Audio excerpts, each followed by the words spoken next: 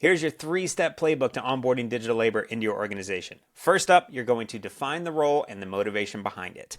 Now, by define the role, I truly mean write out a job description for this digital worker. I want to know what they're supposed to do, what they're not supposed to do, how you're going to measure them, what KPIs are they going to be held accountable to. And then I want to make sure that you're putting the right motivation behind this task. So just because you can use AI, doesn't mean you should. Now, if this is more of a trust motivated task, I wouldn't really suggest that you're using AI for this. I'd actually keep a human involved in that. But if this is more of a speed motivated task, then absolutely, or a high volume type thing, absolutely use AI. So make sure you're defining the role very clearly, what's going to make it successful, and then also make sure you're using AI for the right things. And then step 2, I want you to onboard this digital worker into your flow of work. When you onboard a new employee, just because you configured things right for them by sending them a laptop and giving them an email account, doesn't mean they're onboarded into your actual flow of work. That's how most people are treating AI. They're onboarding it by configuring things, just expecting it all to work. It won't. I want you to truly onboard this into your flow of work.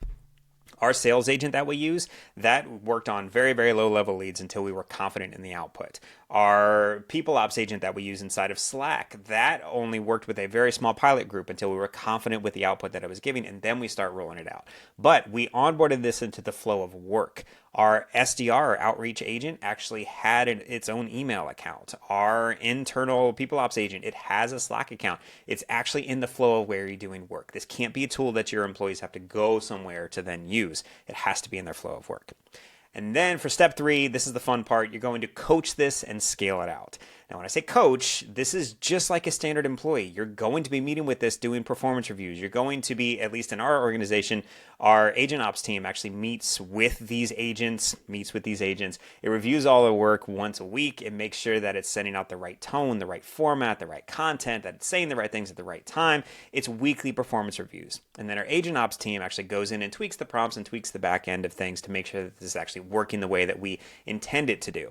Now, I say scale because you do this once and this scales infinitely. You don't need to hire 5 more SDRs to do sales in your organization just because you need a new ramp up of leads. You instead just ramp up the one SDR that you've already put all this time and training into. So coaching and scaling is that step 3. With these 3 steps, that's how we at Assemble have been successful onboarding over 60 plus digital workers here in this organization across 10 different business functions. And that's how you're going to be successful too. Good luck.